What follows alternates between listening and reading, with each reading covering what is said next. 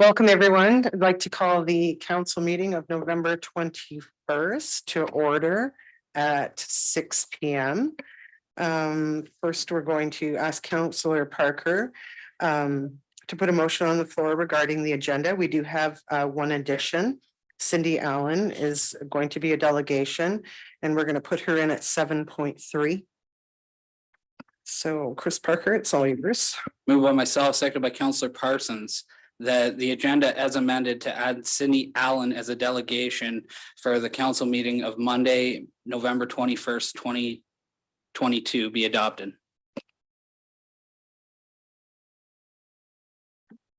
Questions, concerns?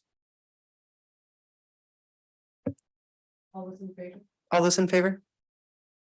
Opposed, none, carried. Disclosures of pecuniary interest or general nature thereof. Seeing none, I'm just going to read a land acknowledgement paragraph. We would like to start this evening's meeting by expressing our gratitude and acknowledging the traditional territory of the indigenous peoples dating back countless generations. Personally, we are connecting today from Tillsonburg, Ontario, which is an area of significance for many indigenous peoples of Turtle Island. Tillsonburg is located in the traditional territories of the indigenous peoples and is covered by the Between the Lakes Treaty Number 3 of 1792. As we gather on the traditional territory of an indigenous peoples dating back countless generations, we acknowledge the Anishinaabe, the Haudenosaunee, and the Ottawandaran peoples, showing respect for the longstanding relationships that Indigenous nations have to this land, as they are the original caretakers. Now we'll move forward to the adoption of the council minutes of the previous meeting, and I'm just going to turn it over to Laura for a minute because I think we have one amendment. Thank you, Mayor. Through you, Mayor, to all of council. Ms. Bamford reached out to me. She spoke at the last meeting regarding the one item. She would like to see the minutes amended to read that she had questions rather than in opposition to the item discussed. So the minutes would be revised to say questions. That's all. Thank you. Just to refresh everyone's memory, and for those that weren't here, she was at the last meeting, Monday the 14th, and it was regarding the People Care Maple Lane property. Councillor Parker, you have a resolution. Moved by myself, seconded by Councillor Beres, that the minutes of the council meeting as amended of Monday, November 14th, 2022 be approved. Questions, concerns? I'll call the vote. All those in favor? Opposed, none, carried. Now we'll move to presentations. And our first presenter is Mary Jane Phillips and Dawn Finatter, Cycles of Life Supportive Transitional Housing. And if you could come to the podium.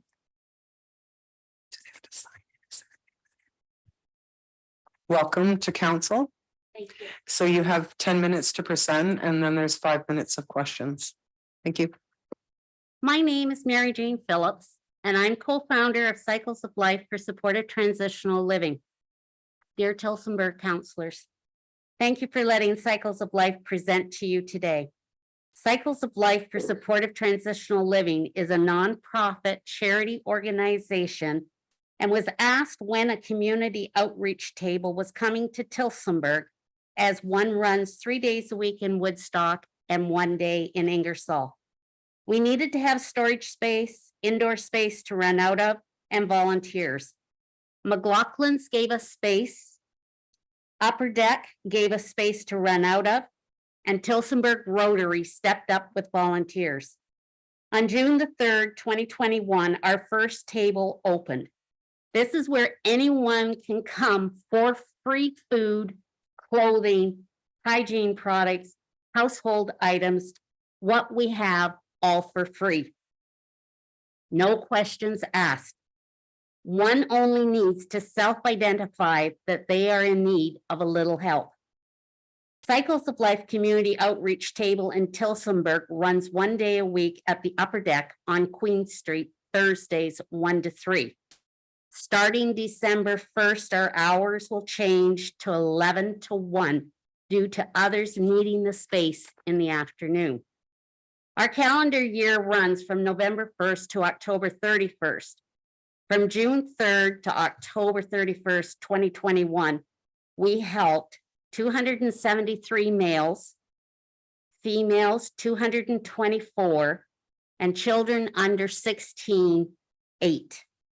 So for the first 5 months, we helped a total of 505 people. Some of these are repeat visits, but visits are what counts.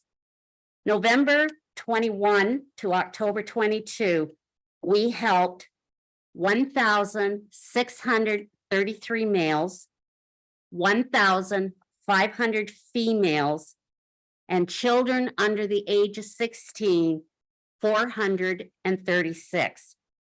We also give to a church, CMHA, and other individuals who help those in need. So our total numbers of those we help in Tillsonburg alone reached 4,446. We hope to be able to open a shelter, a boarding house, whatever you want to call it, for the homeless to be able to be in a safe environment, be warm, access to food. So when Cycles of Life saw the advertisement of Maple Lane Public School possibly being deemed surplus, we knew that this would be a good fit. We could have classrooms for teaching, put in an up-to-date kitchen to feed and learn life skills, have a recreation room to socialize with others, geared to income individual living quarters, crash beds for the night for those who wish not to be indoors all the time, ground space for outdoor activities, space for a possible apartment building, a low-income affordable housing, a gym to host events for fundraising. We know the town has other ideas like a long-term care, retirement residence with a for-profit organization. Cycles of Life knew we had to ask if other options were discussed. As Oxford County is in a housing crisis, just like other municipalities, this just makes good sense to help those who cannot help themselves due to the high cost of rent. If you choose not to allow Cycles of Life the opportunity to work with you on this piece of property, Cycles of Life would like the opportunity to work with the town of Tillsonburg on coming up with a place to house the homeless for this coming winter. I have been in contact with Kyle, who is redirecting me to Julie and Cephas. I am also presenting to Oxford County on the possibility of having beds in Tillsonburg at the county level of responsibility. And I'm hopeful that between the town of Tillsonburg, the county of Oxford, and Cycles of Life, we will find common ground to house the homeless for the winter at least.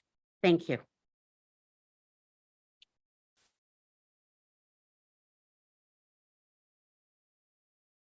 Good evening, everyone, and thank you for giving me the opportunity to speak out and to be heard tonight. I really didn't know why or what I was doing here tonight, but now I know exactly why I am here. It's time we have a conversation and address the homeless epidemic that we are seeing on the streets of Tillsonburg. We can no longer afford to ignore what is happening to our brothers and sisters who are now facing homelessness and home insecurity. While we all get to go home and crawl into our warm beds at night, there are many who don't have that luxury to do so. And I fear this is only going to get worse. Those who are living on our streets need our help, and we need your help to make this happen. Little did we know that when we started out to be three kind-hearted good Samaritans just wanting to give a nutritional bowl of hot soup and a sandwich to the folks in need has quickly exploded into a community of good Samaritans rallying behind us who wanted to do the same but didn't know how or what they could do. And this would be them. Just a few weeks ago, October 24th, this year was our first night out. Just 3 ladies who wanted to do what was right. We begun with meeting with them where they are at and offering them foods and supplies of winter protection to 3 people. That has very quickly turned into people seeking us out, and now we are handing out a minimum of 12 to 15 meals, as well as numerous items to protect them from the cold as best as we possibly can.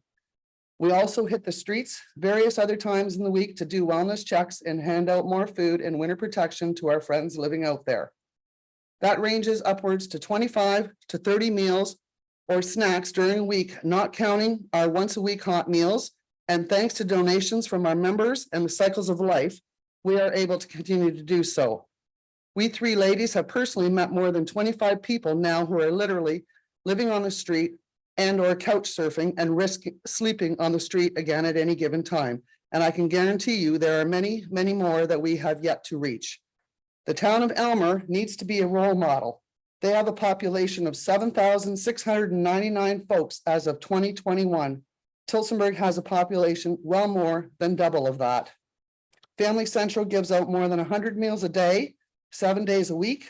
They have 8 transitional apartments upstairs and an emergency shelter for 11 people, a nurse 3 days a week, and an immediate counseling on staff when needed. This facility is a success and has many success stories coming out of it.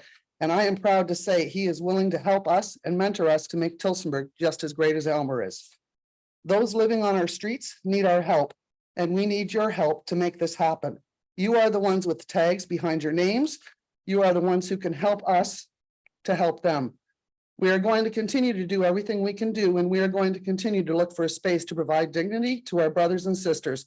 Now, what I need to know is, what is our town going to do? Or are we out here by ourselves doing this alone? We are tired of so many people being uncared for. This has become an emergency situation that requires an emergency response. The time has come for all of our resources, the town of Tillsonburg and the community, to come together and bridge the gap between our already burdened system and the poor people in our town that can't access it. Thank you.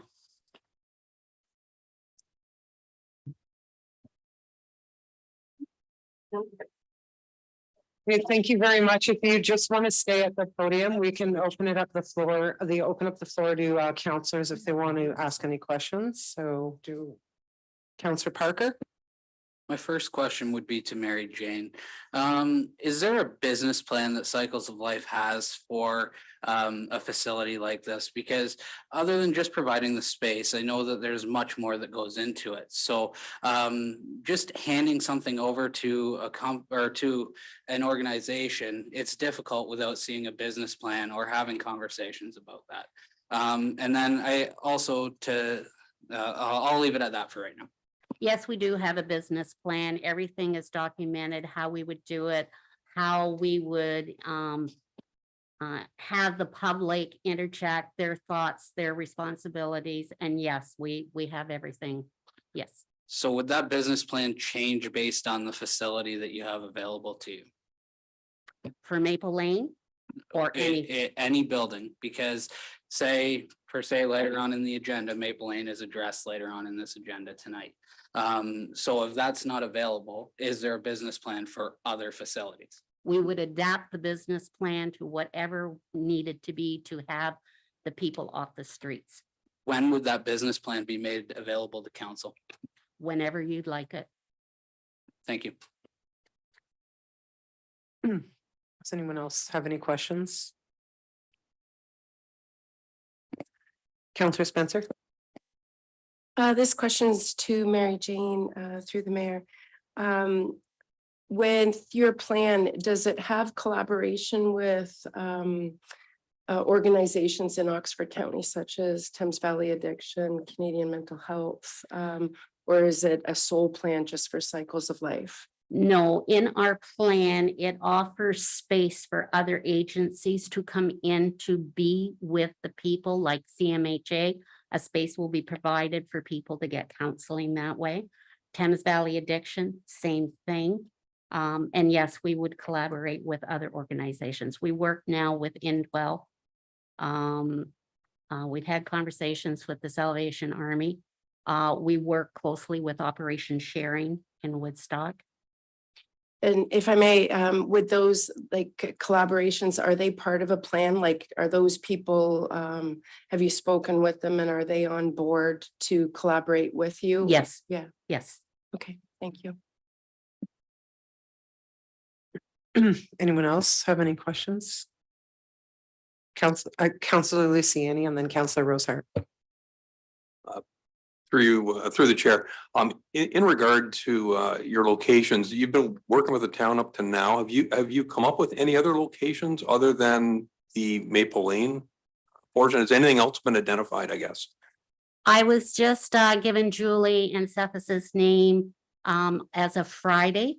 And so I sent an email out, and as of to date, there isn't anything available Okay, at this stage. at this Yeah, stage. it's great work. Thank you. Thank you. But thanks. Thank you. Through Mayor, to Mary Jane, have you contacted outreach at all? Have you talked to outreach at all? Because they are in town. Have you had any communications with these folks at all?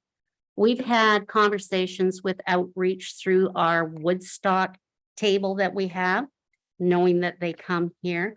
We, as I say, CMHA, we do the health bus.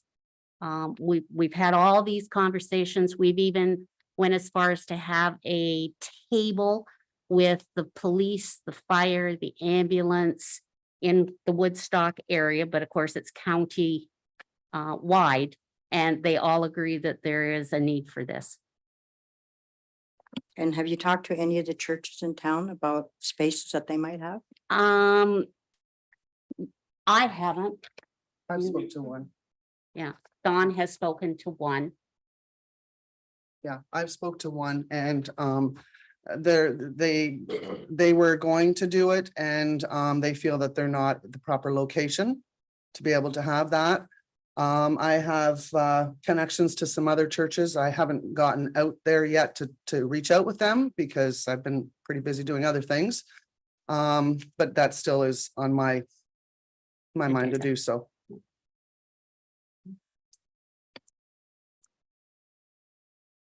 Thank you for what you do. Nope. Somebody else. Okay, we're clear now. Thank you for what you're doing. You've got great hearts to do that, as the volunteers tonight here do.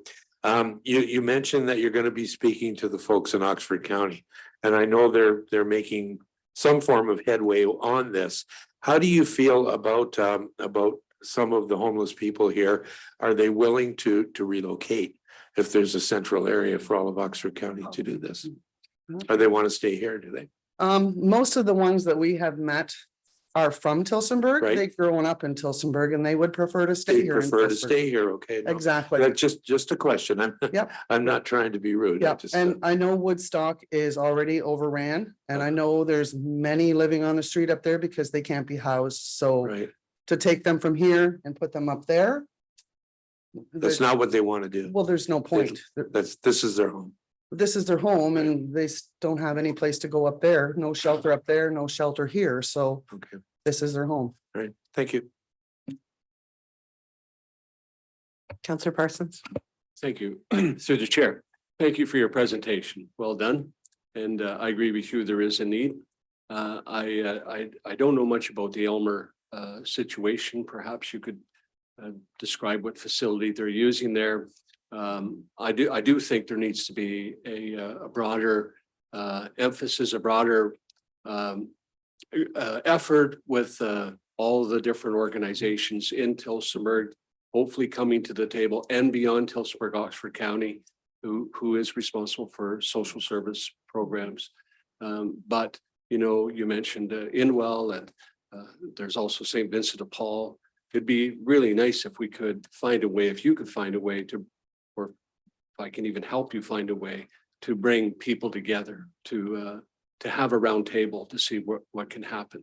That's, of course, I don't know what's going to happen with the other decision tonight on Maple Lane, but I hope that you continue, and I would be willing to actually come and help too. Good presentation. Thank you.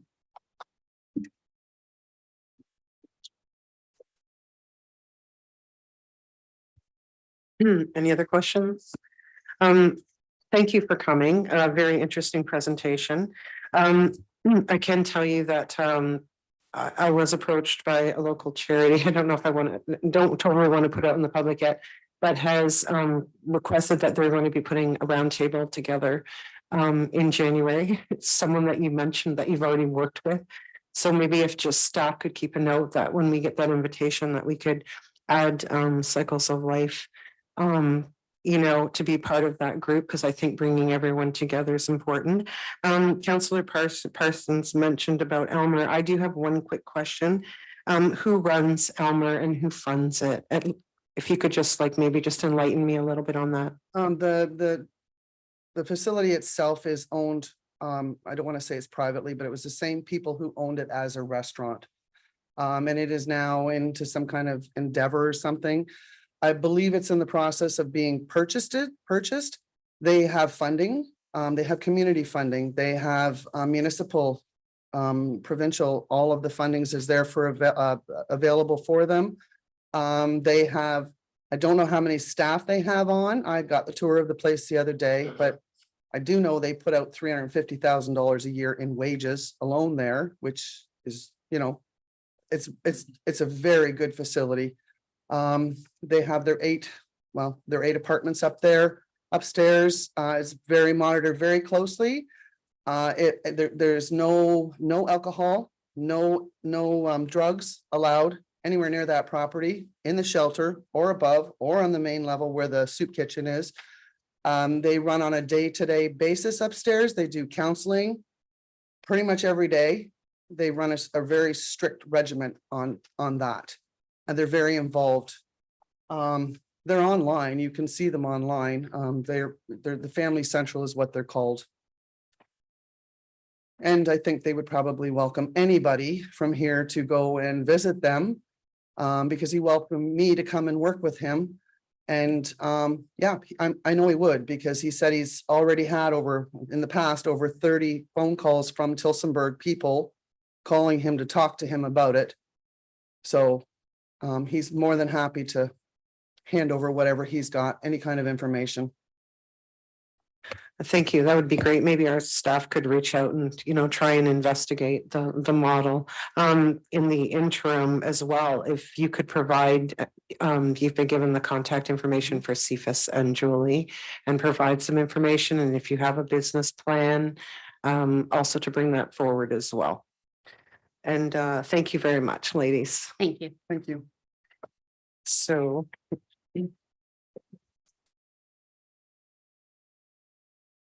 Hey, Councillor Luciani has a resolution. Just wait, before maybe we put the resolution on the floor, does council have any questions regarding to staff, to ask staff anything in this regard that might help write the resolution? No, we're good. Okay, go ahead. Yeah, moved by myself and seconded by Councillor Spencer that council receives Cycles of Life for supportive transitional housing as information. And that the town of Tillsonburg work with Cycles of Life to assist in moving forward any endeavor.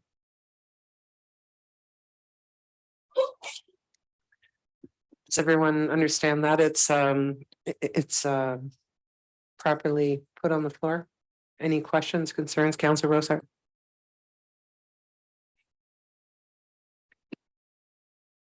Is that being directed through to staff?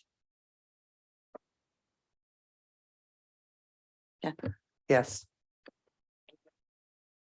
Staff understand the resolution to work with.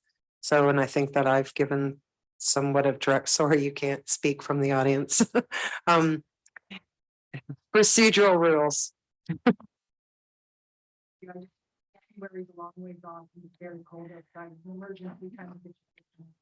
I understand that. We have potentially some contractual obligations coming up regarding the Maple Lane property. That's later on in the agenda this evening.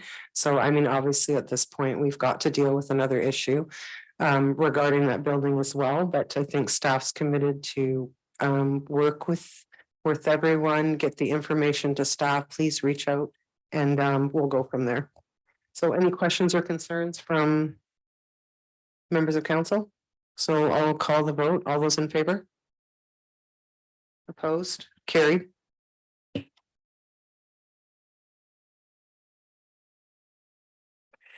Now I'd like to call upon Cindy Allen, who's our next delegation to council. Thank you for allowing me to speak tonight. My name is Cindy Allen, and I would like to start off by sincerely congratulating everyone. Oh, sorry. Sincerely congratulating our new council and wish them the best of luck. I especially want to thank Councillor Rosehart for bringing up this item last week. And I want her to know that I did not like the way she was treated last week when this item was being discussed. I also would like to thank Councillor Parker for supporting this motion that was unfortunately defeated last week, and for Mayor Gilvazy for allowing me to speak tonight. Today, I'm not organized with a proper delegation. I didn't realize there was a meeting tonight, so I scrambled today to get something together. But I saw this on the agenda, and I wanted to have the opportunity to speak on why each member should be voting for the motion for staff to bring back a report in regards to virtual meetings in the current procedural bylaw. Let me emphasize straight off the bat that this is not a personal attack against any councillor in particular, but this is just questioning the judgment of pursuing a role representing a community while knowingly planning to be out of the country for months on end, presumably every year within your 4-year term. So Councillor Luciani last week challenged the comments about what would be the benefit of having this discussed. I would change around the question and ask about why shouldn't we discuss this? And how does this ensure accountability and transparency from our council, which was the main theme in our past election? Obviously, our community is not happy about this and allowing a council member to presumably be out of country for a duration of this term. So people aren't happy. It's on social media. I'm sure many of you have heard it as individual councillors that, you know, constituents aren't happy about this and would like to see some change. So in the community, some of the things that I have personally been talked to and some of the concerns are why this intention was not disclosed to the public during the election. And how can anyone make decisions on minor variances to do with our development and housing, traffic issues, or any other physical concern in town when they're not present or don't have the ability to be present? Do the taxpayers need to compensate in US funds for expenses for this counselor? For example, long distance charges. How can a council member function on advisory committees? Ask most people, including myself, that has sat on 2 committees, how difficult the hybrid model has been, and that meetings are way more productive in person than through Zoom calls. There is no public emergency declared, so there is no reason why we should be working remotely. I ask each elected official, what is the benefit to our community by supporting this motion, allowing our community and council members to be out of our jurisdiction? What is the benefit to us as taxpayers? Is there a benefit to us, or is the only benefit for the council member that gets to avoid our crappy winters and get to govern from Florida? So this sets precedent for others to follow suit. What if we had a circumstance where every member of council did this? How would our community be represented? And by setting this precedent now, that is something we could be dealing with in the future. So I would like to request a few things. 1, public input. The community is not happy about this. Let's capture that and let's give them a voice. 71% of members, as I'm being told that were polled on Talk Tillsonburg, did not support this. And having a representative being out of the country, hundreds have spoke on social media about this. And I'm sure, like I said before, many of the members here have probably heard from constituents about it. As someone who ran for this position, I am confident people expect their council members that represent them to be in Tillsonburg, the community that they are serving. The second thing I'd be asking for is input from our advisory committees to council. Some of those committees have already disbanded for this 4-year term, but the clerk's office can ask the feedback from those members.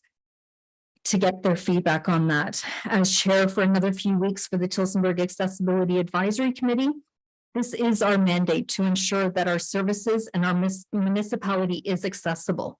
Maybe we can discuss this topic at our final December meeting in accessibility to provide feedback for the staff for their report. Public consultation needs to be transparent and accessible so members of our community can have their say. We learned last week that some members at Maple Lane and Queen Street did not feel that our current notification process was suitable.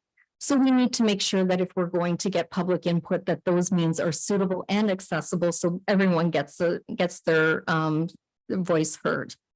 The last thing would be to have an opportunity as a proper delegation to have other people. I had a couple hours today to get some ideas from other people, but I know I'm not the only one that wants to speak on this. I know other people have reached out and have been told that January this will be looked at.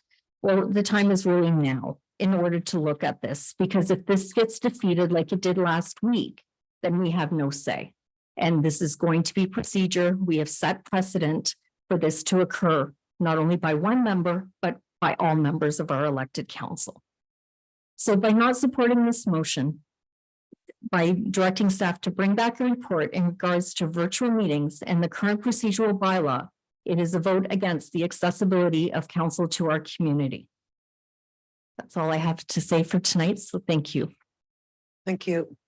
Thank you, Cindy. I'm going to open the floor for any comments or questions, the rest of council. Councillor Lucien. Thank you, through you, Madam Mayor. Just a couple comments. One, you just mentioned that we voted against something in relation to a counselor, but there was none of that at all. So I don't understand where you're coming from. So what was voted against was this exact issue that's presented today was on the motion to have staff file a report based on the virtual and procedural bylaws. Last week that was defeated 4-3. And basically this was not going to be reopened. There is enough concern in this community about the concerns with having somebody out of the country representing our community that it is captured in those policies. And so from reviewing the council meeting from last week and watching the entire 2 hours and some odd minutes, this is what came out of it, is that it was defeated. And if we do not get support in order to have staff come back with a report in order to look at these virtual meetings and the procedural bylaw that allows for these extended periods of time to be out of office or out of jurisdiction, then yes, in this case, it does happen to be against a council member. But this is about a procedural bylaw in regards to our virtual meetings. Okay, I mean, I was hoping that somebody else would maybe clear this up, but the reality of what happened was there was a motion for reconsideration last week, and the reconsideration was for a motion that was put on the floor in April. And the motion that was on the floor in April was to get people to actually come back into personal meetings and to actually physically be at meetings. Part of that motion, though, also recognized the fact that we're having a hard time getting people out for quorum at a lot of meetings. Not specifically council, but also committees of council. That was a thing that was key in that motion that was coming back for reconsideration. If we had voted to reconsider that, we'd have pulled the fact that anybody from a committee, and I think you were on a meeting earlier that morning that you dialed in regard to transit. So the reality was, if we pulled that and we voted to reconsider it, then we didn't have that opportunity to do that because that's not in the procedural bylaw.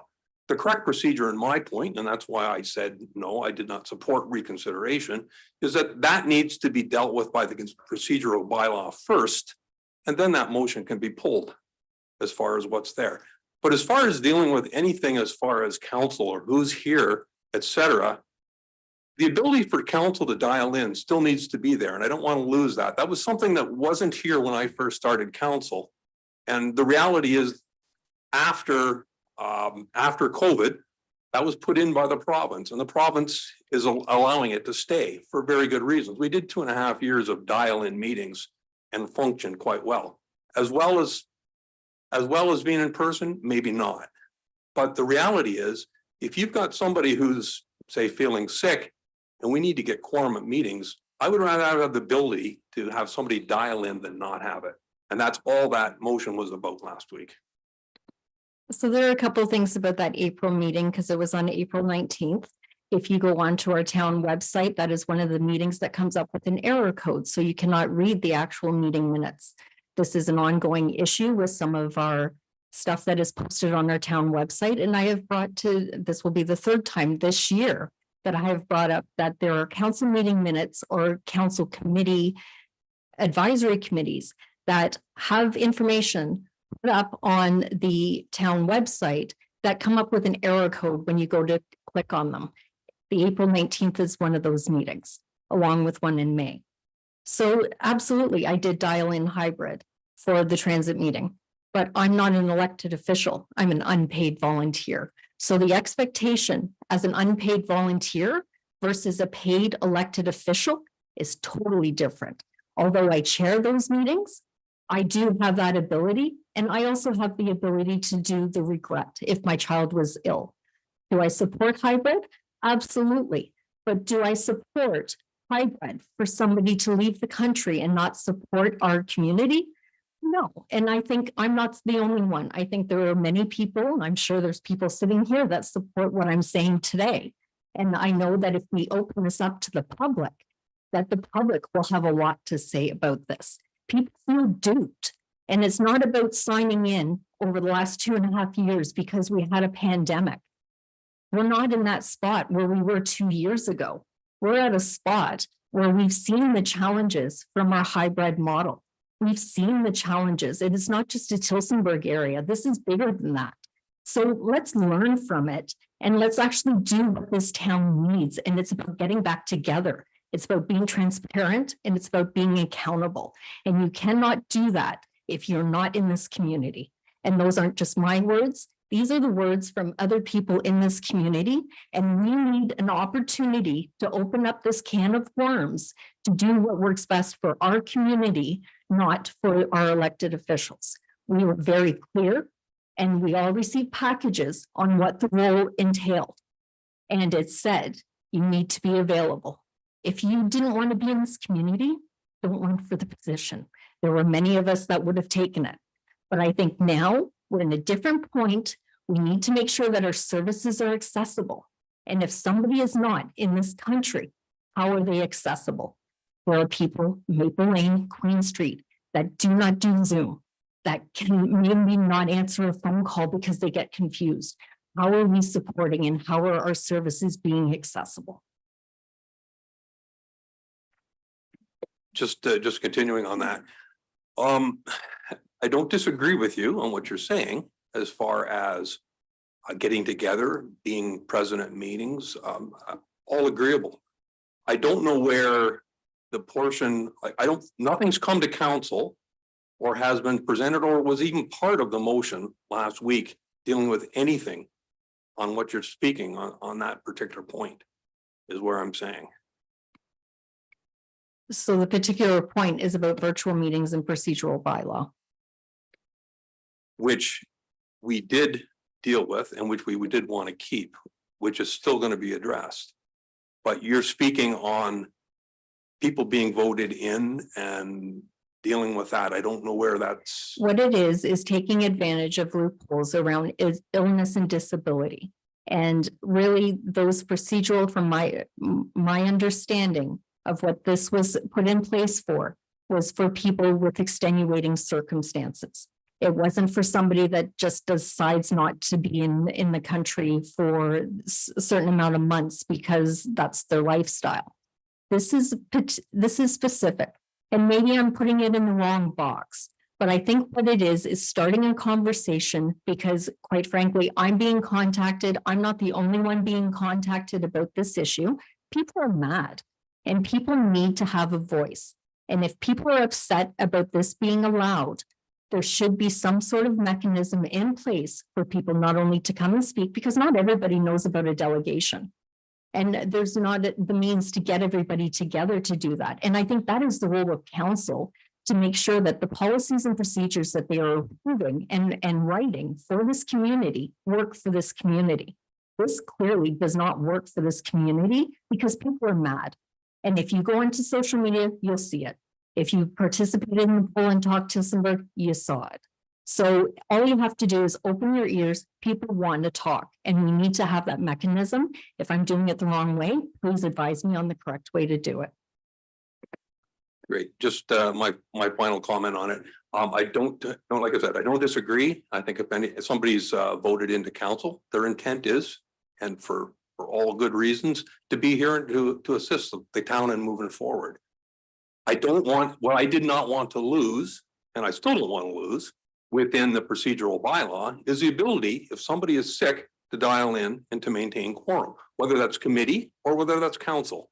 And that's the reason that this was put forward, so that we can deal with procedural bylaw first, and then we'll pull that particular piece of a motion that was from before, not before. That was my point.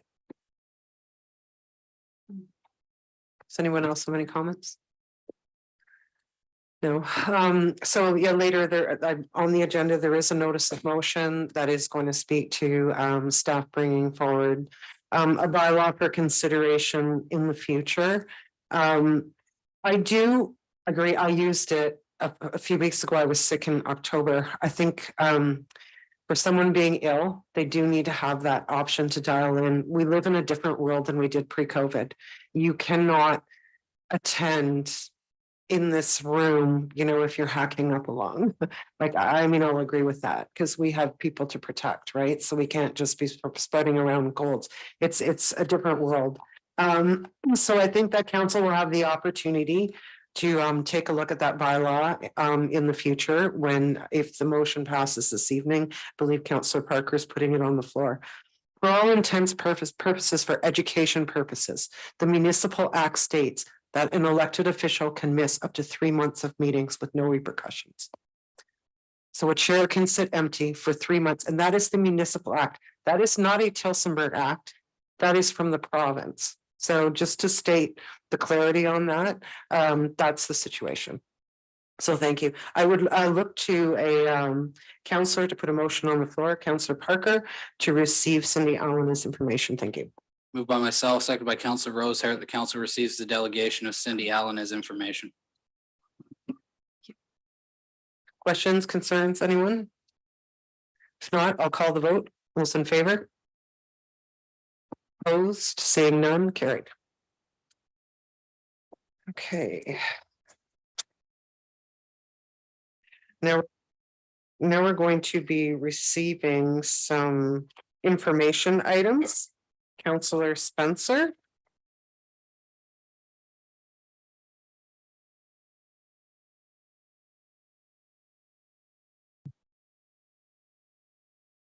Moved by Councillor Spencer, seconded by Councillor Rosehart, that council receive correspondence from Oxford County dated November 11th, 2022. Long Point Region Conservation Authority dated November 10th, 2022, and Canadian Mental Health Association as information.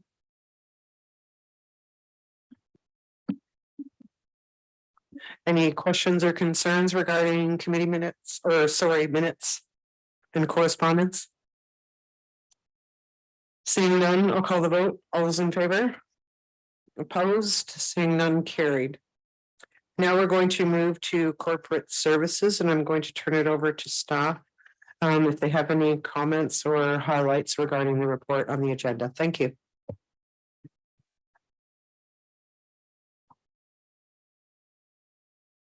Laura, no comments. Okay, so does council have any questions for the author of the report?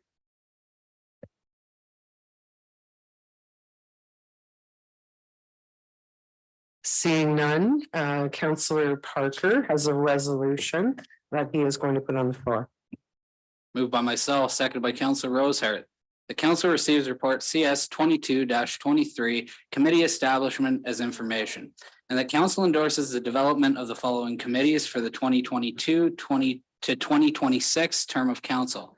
Accessibility Advisory Committee, Affordable and Attainable Housing Committee ad hoc, Boundary Adjustment Committee ad hoc, Economic Development Advisory Committee, Parks Beautification and Cemeteries Advisory Committee, Recreation and Sports Advisory Committee, Tillsonburg Airport Advisory Committee, Traffic Committee, Museum Culture, Heritage and Special Awards Advisory Committee, Youth Engagement and Strategy Committee.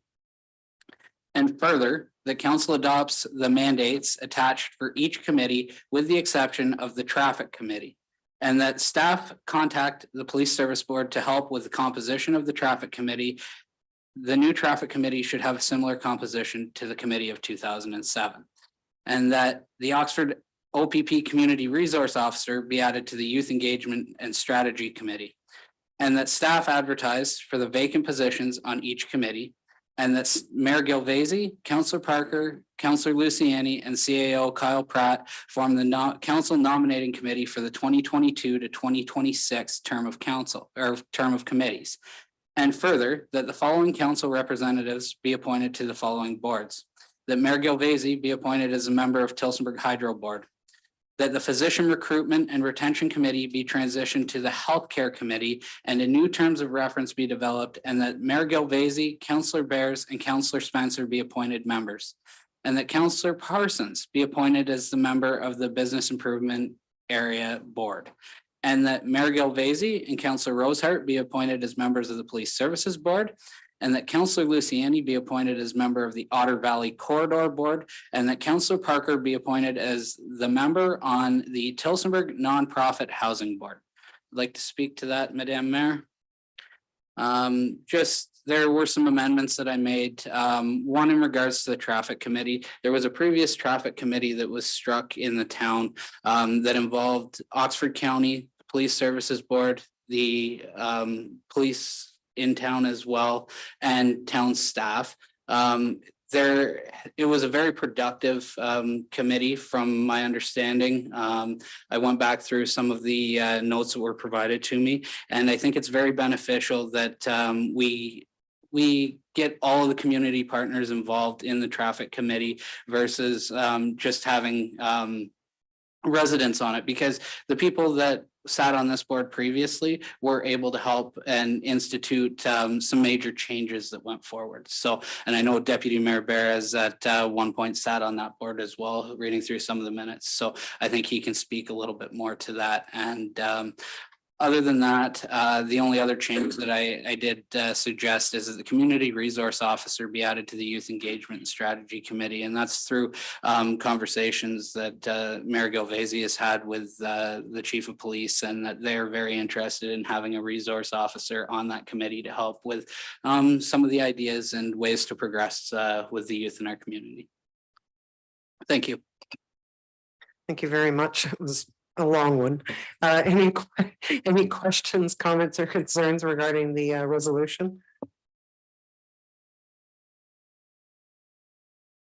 Councillor Rosehart. Thank you, Madam Mayor. Just a question. Otter Valley Corridor Board, what is that? I have been on that for a few years, and essentially there haven't been any meetings on it. And what it is, the Otter Valley, several years ago, Tillsonburg acquired a railroad line between Tillsonburg and Port Burwell. And that was in conjunction with the municipality of Bayham. And it was supposed to be a walking path, a trail, and a utility corridor. And some of the neighbors along the way, some of the farming people had issues with it, so it was closed as a walking path. But there are areas in the south where it's not affected by farmers, where it still is a walking path. And because we are partners with them, we've had meetings where they might want to talk about a gate or something to that effect. But I don't think we've had a meeting in 5 or 6 years on that. Pardon? Did you have one last term? Okay, fine, yeah. And am I wrong? Maybe were you at that one? It's a minor committee, but it's important to do in the event that something major comes up in the future. And I know it was discussed on the campaign trail. Some people were asking about water, and there may be a day where we bring water from Lake Erie to supply the needs of Tillsonburg. Probably not in my lifetime, but we're just glad that we've acquired that property for that purpose. That answer your question? I forgot about that. That's what that was called. Thank you. Any other questions or any other questions or concerns? Counselor Spencer? I just had a comment that I think that it's awesome to have the OPP involved with the youth advisory. I think there's been a movement of creating a positive force of the police presence in youth. I've experienced it personally with my stepson, and I think that this will be a positive collaboration. That's it. Thanks. Thank you. And it's really born, there's a bit of a disconnect now between the schools and officers. They used to have that community officer like right in the school, and that no longer happens. So this would be a good place to bridge that gap. Anyone else? So we've got the resolution on the floor, then we can call the vote, and all those in favor? No one's opposed, so that's carried. So now we move to the appointment to the conservation authorities. Councillor Rosehart, do you have that resolution?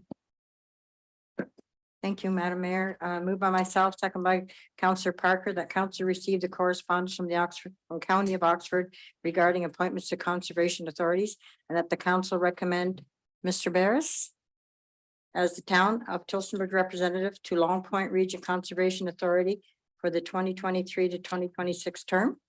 Thank you. Does anyone have any questions or concerns? Councillor Barris has been a long-serving member of the Long Point, and I know he expressed concern to stay, so everyone's good. Okay, we'll call the vote. All those in favor? Opposed? Does he receive the acceptance? Sorry, I'm hearing it out of my right ear. He's going, yes, yes. Yes. If I could just comment, that position is actually appointed by Oxford County.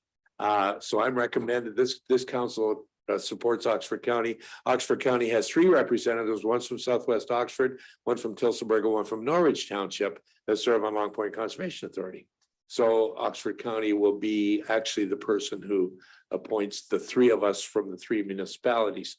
Also, Brant County is represented on the Conservation Authority because Oxford borders 3 different conservation authorities, the Upper Thames, Long Point, and Brant County, or Grand River Conservation. Just for clarity, that's how the process works. Thank you. Thank you very much. So now we move to Committee of Adjustment appointment. I'll just first turn it over to Laura. Do you have any highlights or anything that you wanted to add regarding the report?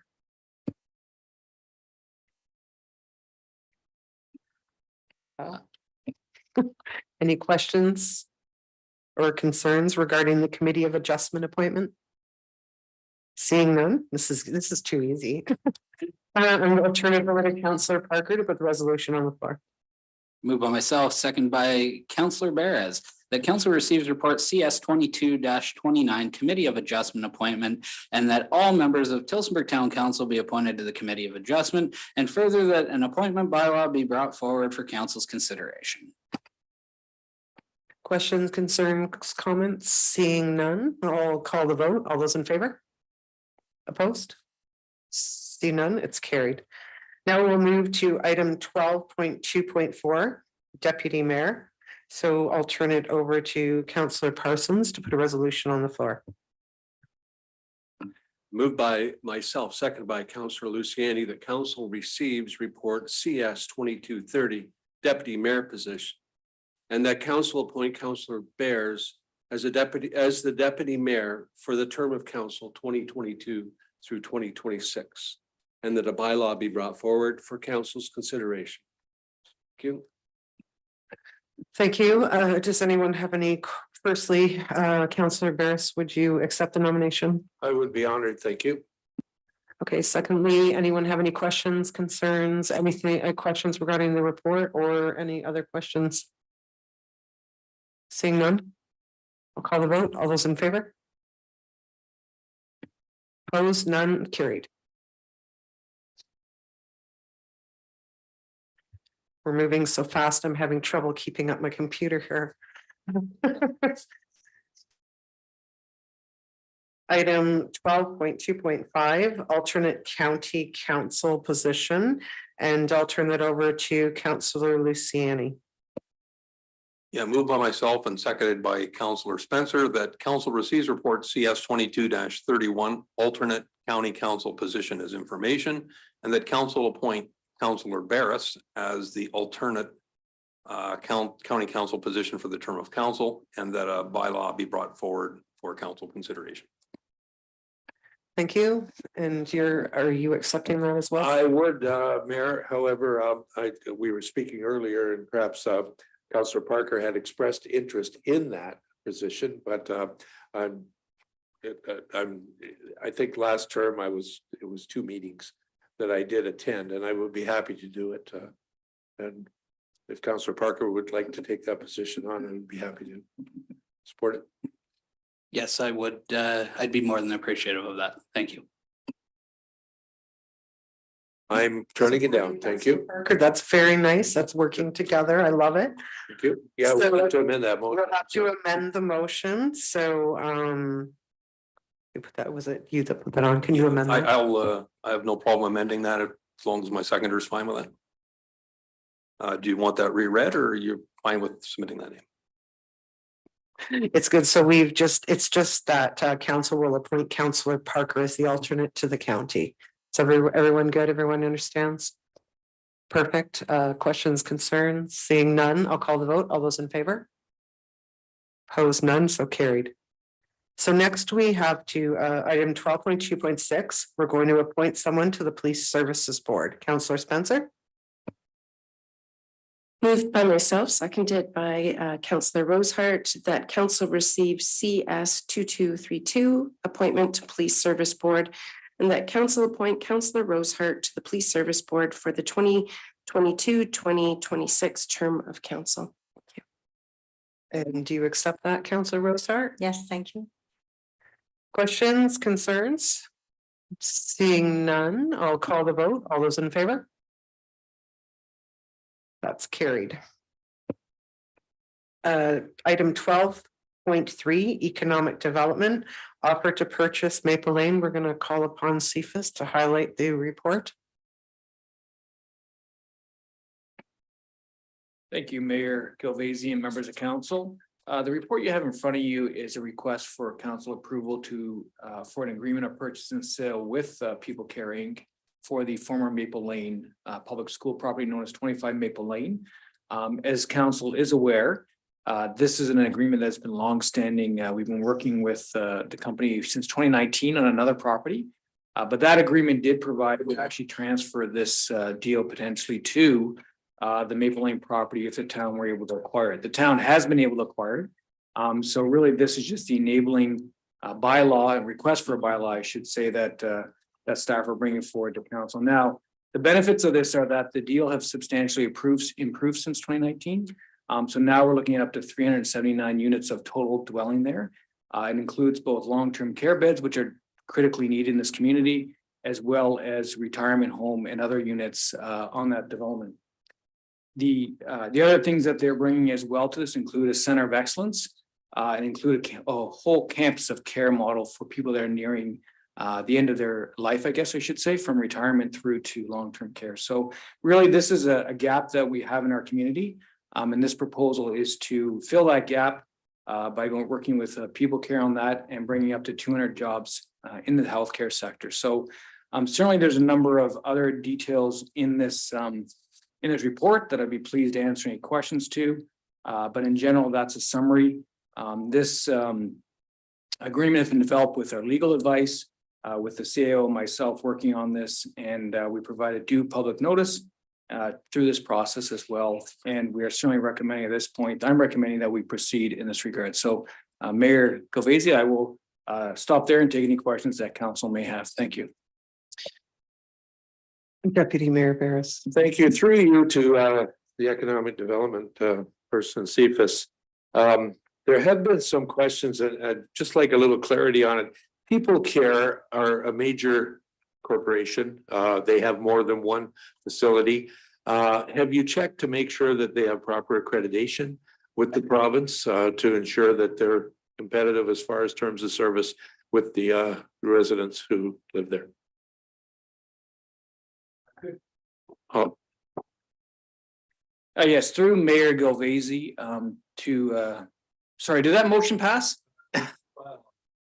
Okay, Deputy Mayor Bears, thank you. So it's been a long process for People Care to obtain their these beds approval through the province. And then we know that right now, long-term care is under extreme scrutiny because of the impacts of not just the pandemic, but other considerations in the long-term care sector. From our perspective, from my perspective as a staff person, I've been involved in their accreditation process. They have quite an extensive accreditation process, as have others in the town as well. We know from the information that's certainly available on their website that they've been recognized repeatedly as one of the top best managed private companies in Canada.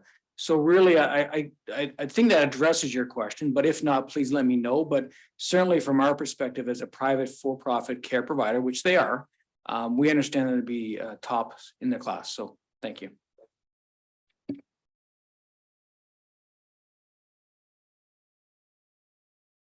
Does anyone else have any questions for Cephas? Okay, Councillor Luciani. Through the chair to Cephas, just as a scenario, if we didn't carry through with this particular function of basically selling Maple Lane to People Care, what's the possibility that we would get say county-run beds or not-for-profit beds, and how fast would that happen? That's a great question. Through the mayor to Councillor Luciani. I think that this probably represents the best possible case for Tillsonburg to get these beds. When you look at, there is a county-owned long-term care beds. We've not seen any expansion in town recently. There's no land available. My understanding is on those properties to do that. In terms of other private sector operators, we've not been approached by any over the years, and I can speak to that from a personal perspective and experience. And I think in terms of, they've been working 3 years to get approval for long-term care beds. Notwithstanding how quickly everybody wants to get long-term care beds. This is a long process. You have to go through a lot of hoops to get to this level. We have 160 beds approved by the province.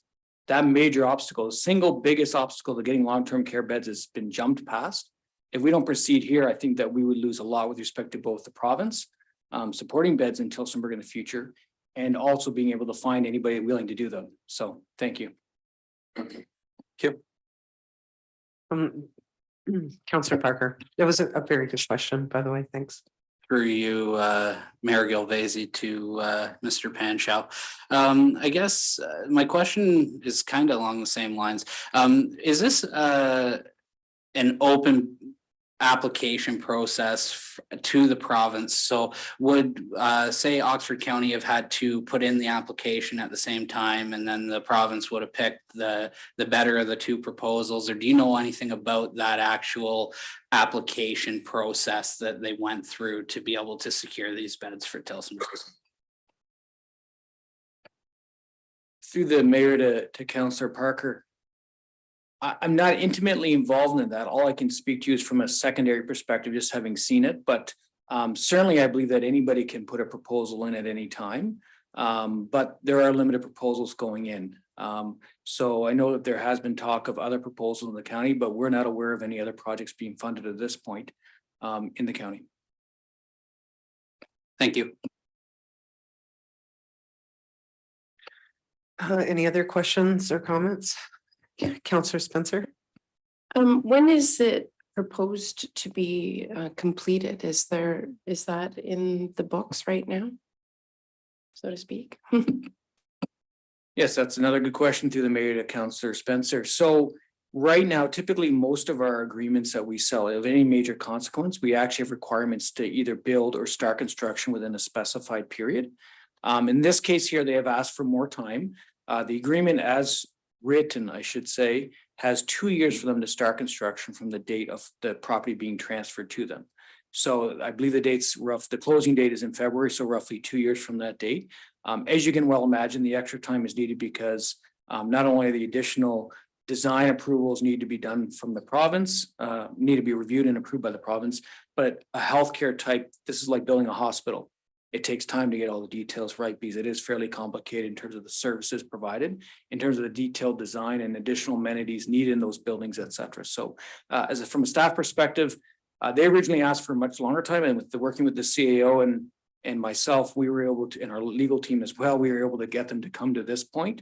So we feel that we have the best possible deal that we can get at this time. So thank you. Thank you. More of just a comment, and I think it's kind of a plus that it would be a few years because our healthcare system is so taxed right now, and there are long-term facilities in town that are struggling for staffing. And so hopefully this will give us the recovery period we need to be able to get the staff that we would need for this, because that's awesome, 200 jobs in town. So just a comment. Thank you. Councillor Parsons. Yes, just briefly, building on Councillor Luciani's question, and I believe you said that we have not heard from the county about expanding services in Tillsonburg, building a facility, for example. Have we had any communication with them at all? Have we reached out to them at all? And I also asked that sort of in the interest of, what has been said previously is that there wasn't a lot of circulation time on this. I mean, I think you said it goes back to 2019, but in terms of public, Through the mayor to Councillor Parsons, thank you for the question. I guess I'll address the easier one first. In terms of public notification, we have been, as I mentioned previously, increasing our period for that. Certainly, this council deems to direct us to continue increasing those periods, so there's more and more notice. We as staff will take that direction gladly. In terms of the county, we do have regular conversations with the county. And they do certainly have a number of balls in the air with respect to not just their long-term care housing, but other types of housing, affordable and social housing in the county as well. As far as I'm aware, and I'll look to the CAO Pratt, but I'm not aware of any other projects that are immediate in terms of the county. I'll kind of leave that there, sorry. Yeah, through the chair, I'm not familiar with any interest in expanding further long-term care homes that's come to our attention.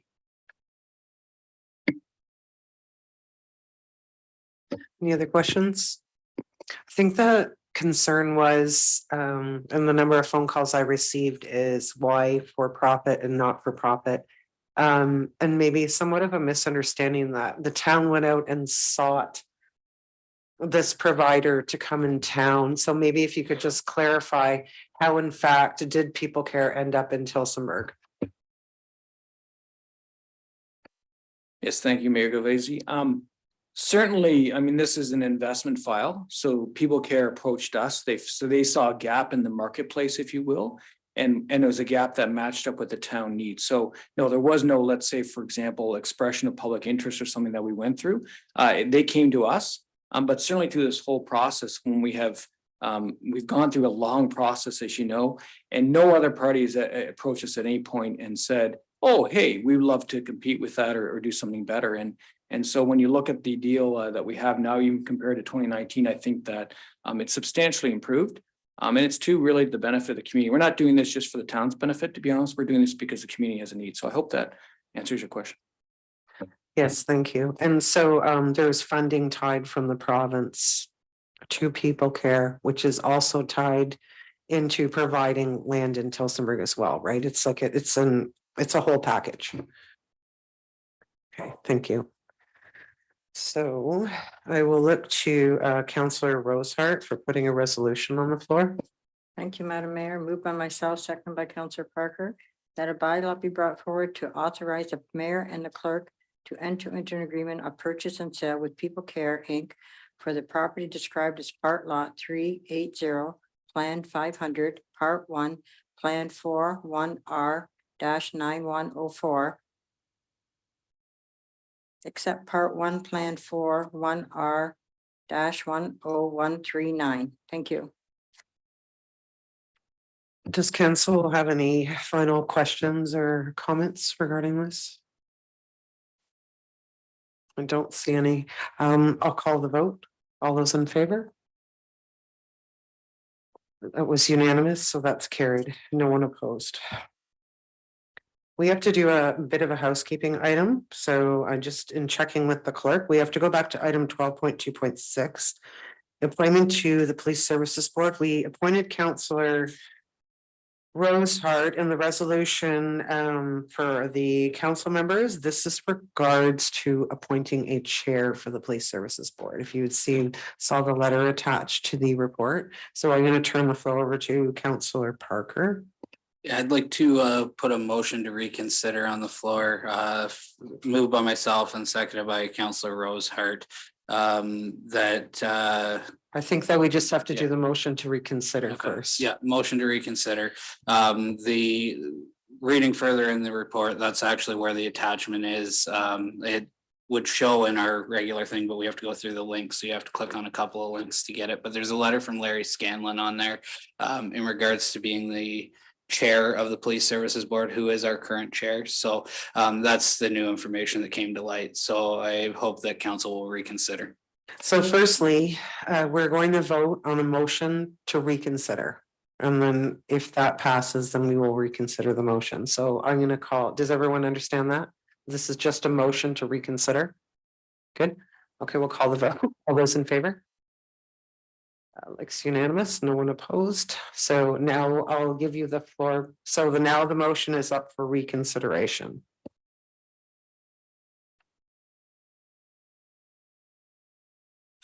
Yeah, actually, it can be moved or seconded by you or I believe. Actually, it's probably easier if you just do it.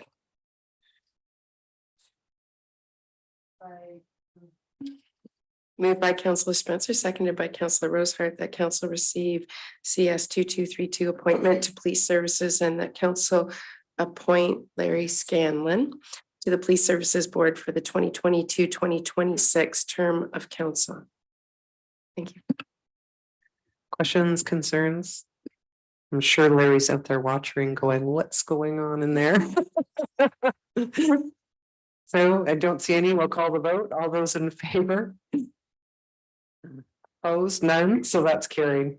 Congratulations, Larry.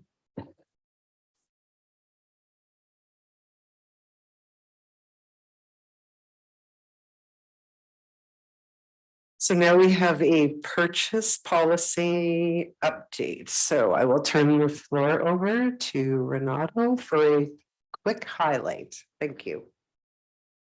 Thank you, Madam Mayor. This report is to approve a bylaw to update the current purchasing bylaw, where we're expanding the definition of cooperative purchasing. In today's times with inflationary costs increasing, we're trying to find every opportunity where we can save dollars through our tendering process. So this allows us an expansion of participating in cooperative purchasing groups, including agreements with other municipalities, agencies, and the vendor of record arrangements through the province. We also took the opportunity to clean up a little bit of language in some other areas just for clarity. Available to answer any questions. Thank you. So does council have any questions? Concerns? None? Okay, so we'll turn it over to Councillor Parker to put a motion on the floor.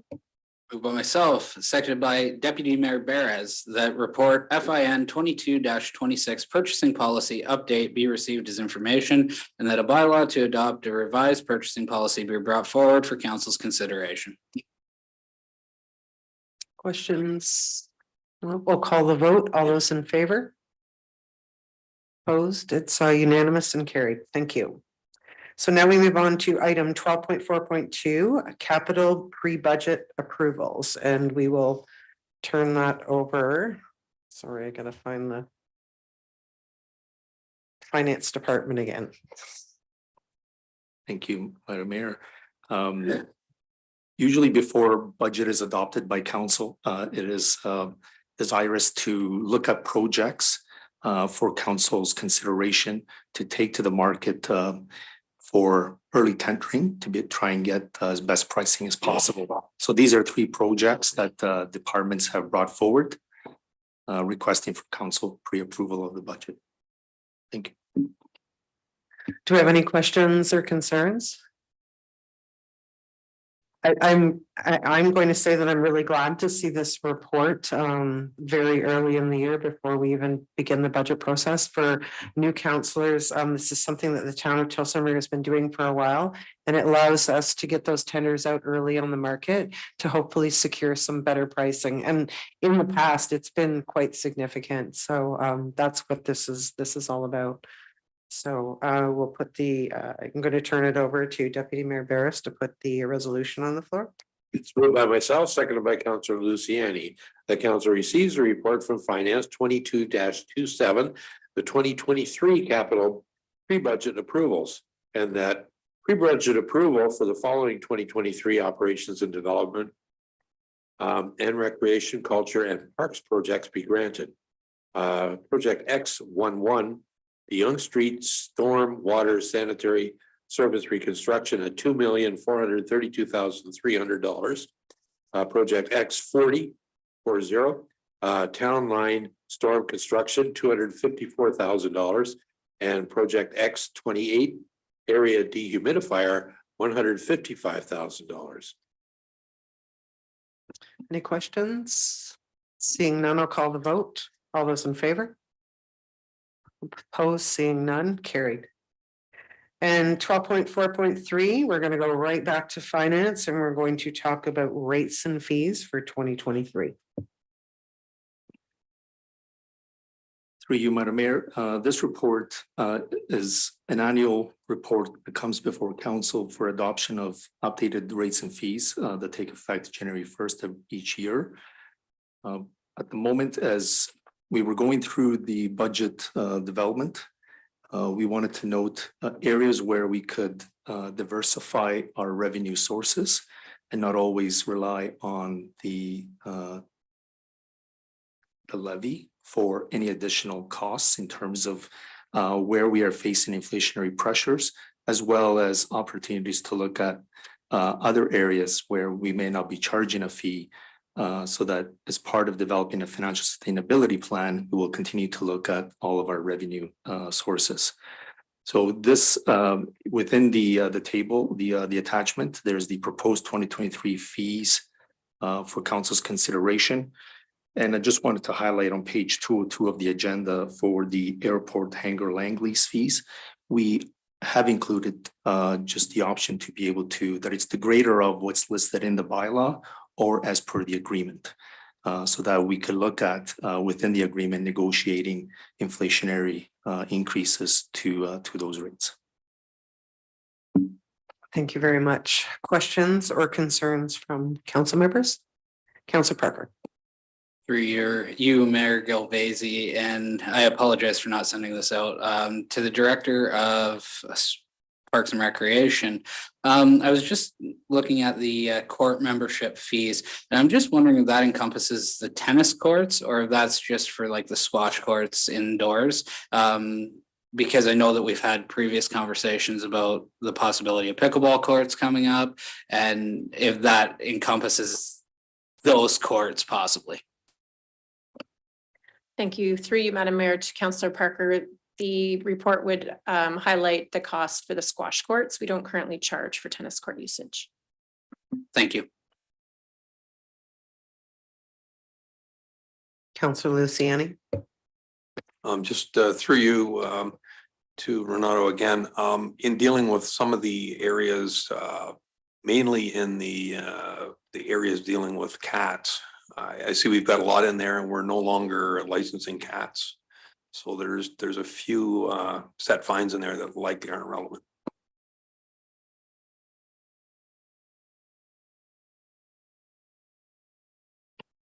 That's noted, and we'll adjust the bylaw accordingly. Really wasn't a question, more of just a comment that likely needs to be a little bit of cleanup and housekeeping there. That's all. Thank you, Councilor Luciani. Anyone else? Councilor Rosart.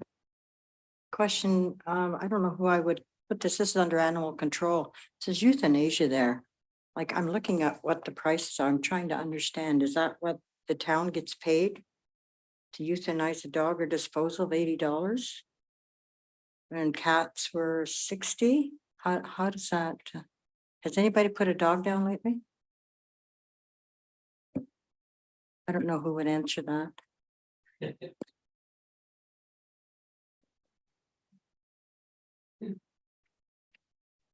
Through you, Madam Mayor, in general, yes, these would be fees that when the service is requested, there would be a charge in accordance with the bylaw. And does that cover the full cost of euthanizing an animal?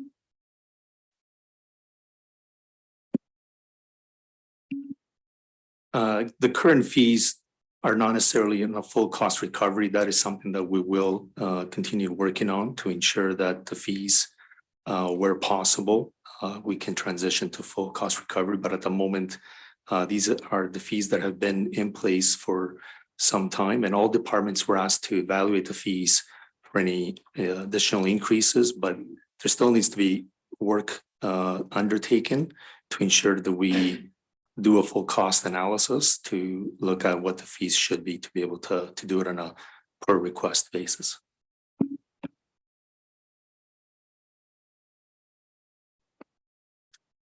Any other questions? I have one question. It's about the columbariums. The price of the columbariums have pretty much doubled since I was on council, and I didn't really see a large increase in the fees. And I forgot, I'm sorry, I forgot to write down the page number.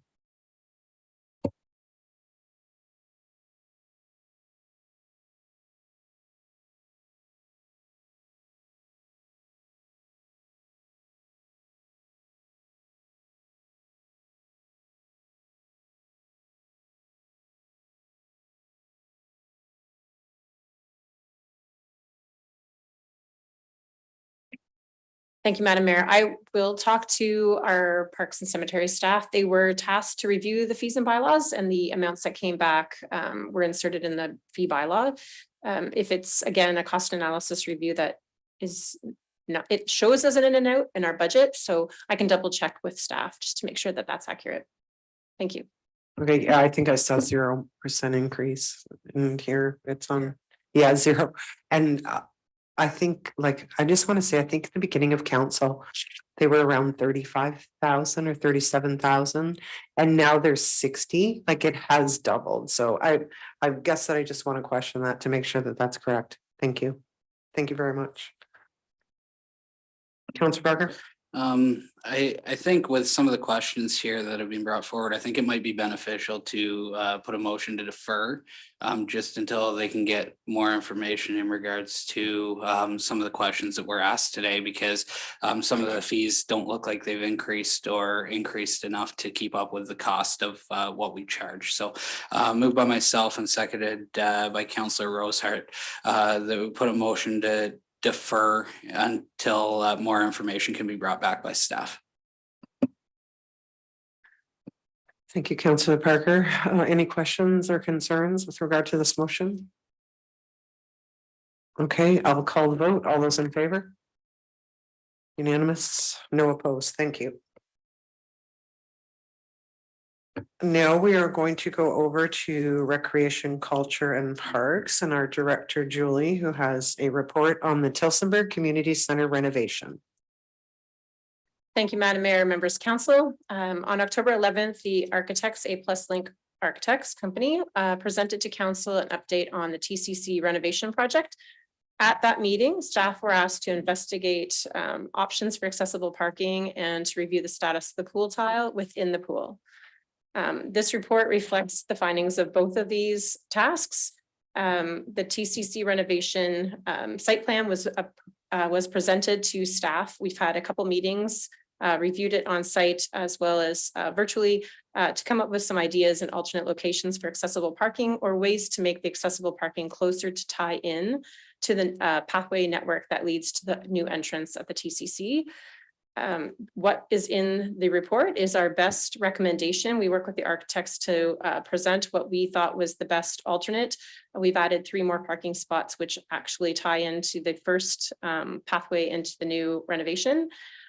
Because of the grade, it's really difficult to get parking at that location, and street parking is not a best alternate either. We did look at that as well, coming off Hardy.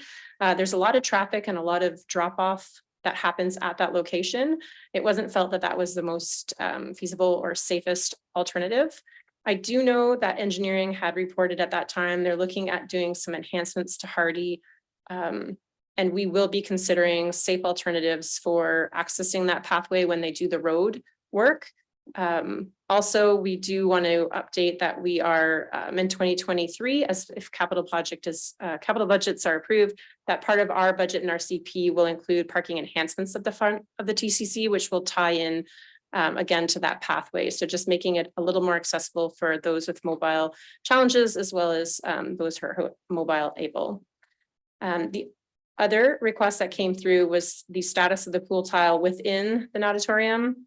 We did ask a consultant to come out who works for Clearly Aquatics Aquarium. Said that wrong. Clear Aquatics, sorry. He's been in the industry for about 20 plus years. He did come and do a visual inspection of the pool tile. He did not have any concerns visually. It's important to note that we can't do a full tile assessment until the pool has been drained. So at this time, there's obviously programming happening in the pool. He, in his professional opinion, felt that that tile could last for years. The craftsmanship that took part 50 years ago was the best of its kind. He investigates pools all over the province, and he's seen tiles in very good repair along the same years when Ontario money were being invested into rec facilities. So there was no concerns at this time. We will do an investigation when the pool is drained, a more thorough investigation, but at this time, we're not recommending the tile within the pool. There didn't show any cracking in the mortar or caulking. So that's reported in this. This is reflected in the report as well. The other part of this report just shows that the cost analysis that's come forward actually is showing approximately $400,000 overage to this project. That's in part due to COVID and increased pricing that would have started from 2019 to today's date.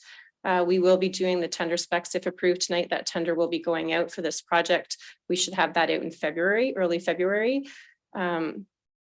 We will bring back obviously a project update at that time with more accurate costing analysis. Thank you.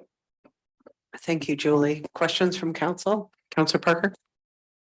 Through you, Mayor Gilvezi, not necessarily a comment or a question, but more so a comment. First off, thank you for looking into the accessible parking. I'm a little bit disappointed that there's no alternative that can be there, because that when you get an inch or two of snow, I know staff have to be out there to shovel, but that's a long hike. And hopefully we can look at parking maybe on the other side of the building to make sure that we have a few more accessible spots over there, because I don't see too many people wanting to make that trek, or the other option of the door that they're currently using right now, entrance and exit. I know that's an operational thing and there's some concerns with that. I really struggle that we're going to make people with disabilities or not even necessarily disabilities, but just mobility issues, make a hike that is quite significant, especially when it becomes slippery and snowy out. So thanks for looking into it. And if there's any opportunity for more improvement later on, I'll be supportive of it. Thank you. Councillor Parsons? Through your worship, to Julie, it talks about the 2019 project and how we've had to wait for that. Is the federal and provincial commitment to this project locked down? We still have that? Solid. Thank you. Anyone else have any questions? So I was wondering, Julie, if you could just highlight when you expect construction to begin, when it will be complete. Thank you, Mayor Kavesi. With the most recent information we've been presented by the architects, it looks like the tender would be going out on the 8th, closing at the end of February. Did I say November? The 8th of February, closing at the end of February, and construction should start immediately. With that being said, if anything changes, obviously I would bring an update to council on that. There is a question mark right now around the availability of contractors that can handle this scope of work. So we're hopeful. It sounds like construction has slowed down a bit because of the reception. So we should have some competitive pricing coming forward, which is a good thing for the town. The other good news note that I wanted to share is that because a little bit of a delay in the tender has allowed us to keep the facility open. So we'll be actually operating aquatics January and February. So you get one more session in, which is great news for our community. And we get to keep our lifeguards on staff, which is also great news. We're not going to be losing any of those. So Andrea and her team have done a great job to coordinate that together with HR. Yep, that's it. Thanks. Thank you. I do want to say Councillor Parker raised some, concerns, and I think we all had them. This is a difficult building. It's in a difficult location. It's hard to create parking close, and I know all of council was really concerned about getting those accessible spots closer. So I know I do want to just say that since Julie's come to town, this project has been a challenge. It had already been started, and walking into it part way was very difficult, and there were a lot of things that needed to be rectified. So I just, on behalf of everyone, just thank you for all the hard work that you've put into this file. And I would like to turn the floor over to Councillor Parsons for the resolution on the floor. Thank you, Madam Mayor. Moved by myself, seconded by Councillor Spencer. The report RCP 2224 Recreation, Culture and Parks Tillsonburg Community Center renovation be received, and that a final proposed site plan for the Tillsonburg Community Center submitted by A+ Link Architects be approved, and that the anticipated budget overage of $400,000 be funded through the 2023 at the amount of $200,000 and 2024 at an amount of $200,000 levy, and the staff provide council with the ongoing updates for the renovation project, including timelines and budget. Thank you. Thank you, Councillor Parsons. Any questions or concerns? Councillor Spencer? Sorry, did I miss it when you said the end date, like when it was approximately going to be finished? Through you, Mayor Govesi. Sorry, Councillor Spencer, you're right. Anticipated end date is December 2023 at this time. And if I may, I was just curious, will swimming lessons go to the water park pool? Yeah. Through you, Mayor Govesi, correct. They will be looking at programming through the outdoor pool throughout the summer when the pool indoors is closed. Awesome, thank you. Any other questions? Councillor Rosehart? Through you to Julie, will there be a timeline set, or will there be a penalty set if they don't finish it at a certain date? Through you, Mayor Govesi, through to Councillor Rosehart. We have an extension until March of 2024. There's some leeway there from provincial and federal. So we're hoping, we're not the only ISIP project right now that's been delayed because of COVID. So we're hoping to have it done ahead of the timeline proposed by the government. Thank you. That was a great question. I'm just going to say that I think that citizens too are inquiring about sometimes municipal projects just like kind of drag on and drag on. I know that there's supply issues and labor shortages that we currently face, but with regards to the contract, if there's a means to dial it down, we need to know that that's being like pushed through so that this can be done in a timely manner. Thank you. Any other questions, concerns? Nope, I'll call the vote. All those in favor? Opposed, seeing none, that's carried. Next, we move to committee minutes. Councillor Spencer. Moved by myself, seconded by Councillor Rosehart, that council received the October 18th, 2022 Boundary Adjustment Advisory Committee minutes as information. Thank you. Questions, concerns? Seeing none, I'll call the vote. All those in favor? Opposed, seeing none, carried. Now we will move to Economic Development Committee. Oh, no, sorry, notice of motions. 15.1, Councillor Parker. Moved by myself and seconded by Councillor Rosehart, that the Economic Development Committee be allowed to continue until a new committee is formed. I'd like to speak to that, Madam Mayor.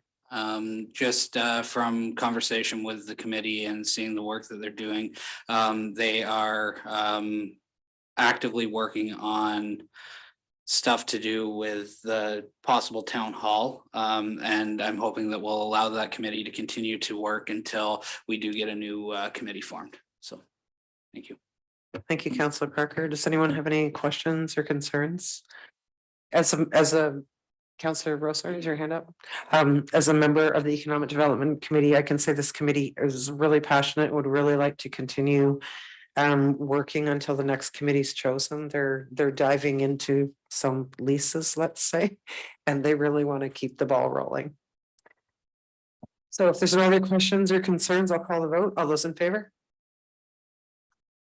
Opposed, seeing none, carried. Roma Board of Directors nominations. Oh, sorry, did we miss one? Am I good? Boy, trying to throw me off on my first night. 15.2 Roma Board of Directors nomination, Councillor Rosehart. Thank you, Madam Mayor. Moved by myself, second by Councillor Parker, that council supports nomination of Dave Barris to the Roma Board of Directors. Dave? Thank you. I've asked that this be put on the agenda. I have served on the Ontario Good Roads Association, and the Roma is a equal, it's sort of a lateral to this. Good Roads is something that when they meet, it's more about transportation, where Roma is more of a broader section. And that board of directors is the Rural Ontario Municipal Association is what Roma stands for. They're having a conference coming up. The district that we're in here, we are members. Our district extends from Tillsonburg to the west to Hamilton in the east. And it's a very, very large territory. And I'm looking forward to being nominated by this council in order to make application to be on the Roma board for 4 years. Thank you. Thank you. We wish you the best of luck, Deputy. I should say, informed. it's a lobby advocacy group is what it is. They do a lot of work with the province to bring other tax dollars back to municipalities that municipalities are restricted to property taxes, and there's other taxes that we all pay, and we're just there to try and get some of them back for our municipalities. Thank you. Thank you. Any questions? Councillor Parker? Just want to wish Deputy Mayor Barres good luck. It is a great opportunity for the town to have you serve on that board if selected. So I think it's a great opportunity, and hopefully you're successful. So thank you. I'll say one more thing, Mayor. There's no cost to the town for this. Thank you. Thank you. The taxpayers will be happy to hear that. Any questions, comments? Okay, if not, we will call the vote. All those in favor? And opposed, seeing none, that's carried. So now item 15.3, Councillor Parker. Moved by myself and seconded by Councillor Rosehart. The council directs staff to bring back a report in regards to virtual meetings, and that the current procedural current procedural bylaw, and that staff compare it to other neighboring municipalities when it comes to extended time away and attending meetings virtually. Would you like to speak to that, Councillor Parker? Yeah, as per conversation tonight and as per conversation last council meeting, I think it's extremely important that our procedural bylaw matches what resolutions and have been brought forward, and that we get some succinctity into it, and then that we match what our neighbors in other municipalities do. So I think it's an opportunity to kind of see what other procedural bylaws look like. So thank you. Questions, concerns? So this is for staff to bring back a report, but also to look at neighboring municipalities to look at best practices. Councillor Luciani? Just through you to Councillor Parker. Is the intent of this to bring back a report in regard to committees as well as council? I take it that's what our procedural bylaw should address both. And I take it you're looking for recommendations and direction to go. Correct. Yeah, I believe that would apply to everything. It applies to council and committees. Okay, so is everyone, any other questions? Okay, we'll call the vote. All those in favor? And that looks unanimous. Thank you. So now we move to 17.2 to authorize an agreement of purchase of sale with People Care. Councillor Parsons. Excuse me, moved by myself, seconded by Councillor Luciani, that bylaw 2022-072, Committee of Adjustment, appointment, and bylaw 2022-077 to authorize an agreement of purchase and sale with People Care Inc. be read a first, second, third, and final reading, and that mayor and clerk be and are hereby authorized to sign the same and place the corporate seal thereunto. Thank you. Thank you, Councillor Parsons. Any questions, comments, concerns? Seeing none, I'll call the vote. All those in favor? It's unanimous, no one opposed. So now we move to confirm proceedings bylaw. Councillor Luciani. Moved by myself and seconded by Deputy Mayor Barris that bylaw 2020-22-079 to confirm the proceedings of the council meeting held on Monday, November 21st, 2022, be read for a first, second, third, and final reading, and that the mayor and clerk be and are hereby authorized to sign the same and place a corporate seal thereunto. Thank you. Questions, comments? Seeing none, I'll call the vote. All those in favor? And that's unanimous, so that's carried. Now we move to items of public interest. I'm gonna start down there with the Director of Parks and Rec, Julie. We will go around the table. If you don't have anything, just indicate that you've got nothing for tonight, and we'll go around this way. Thank you. Thank you, Mayor Gilvezi. Just a reminder to council and members of the community that the museum's tree lighting will be at 7 o'clock on Friday, November 25th. Thank you. Thank you.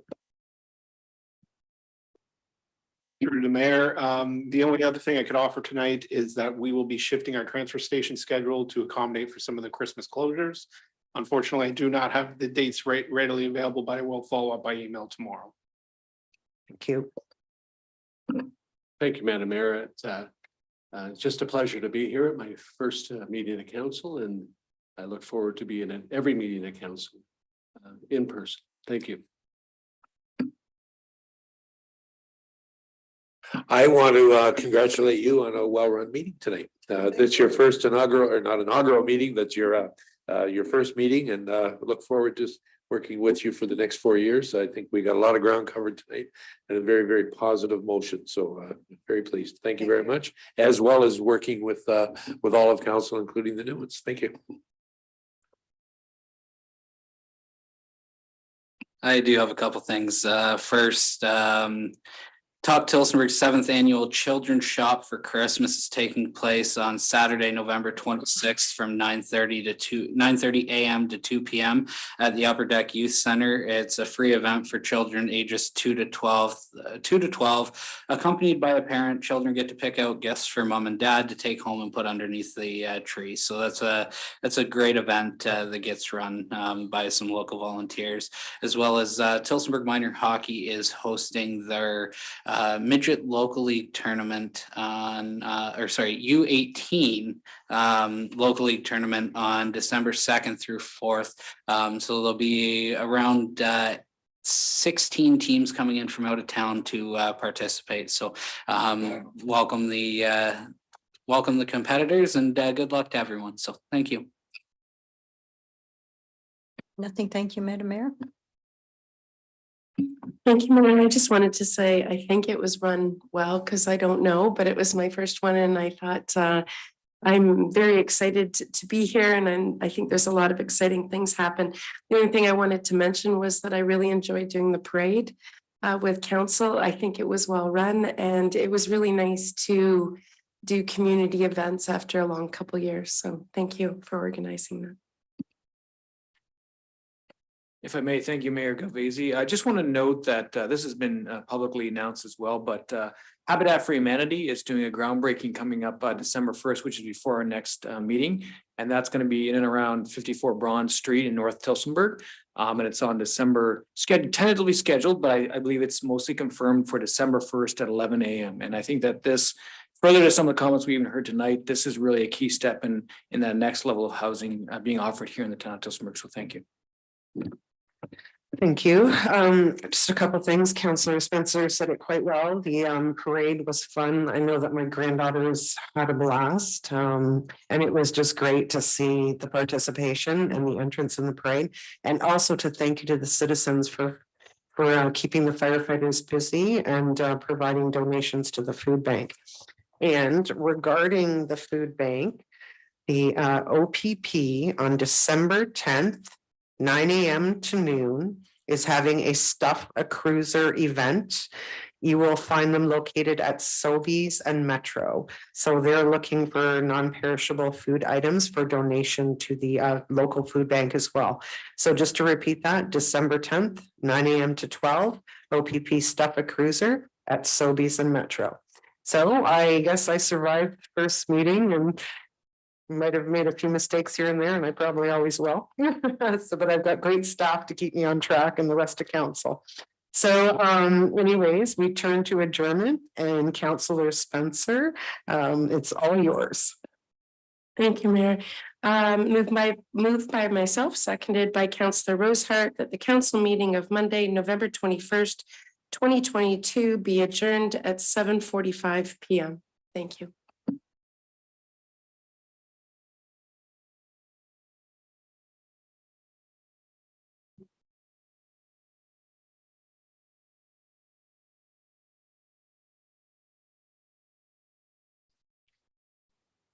Sorry, all those in favor? Almost forgot to do that. Carried.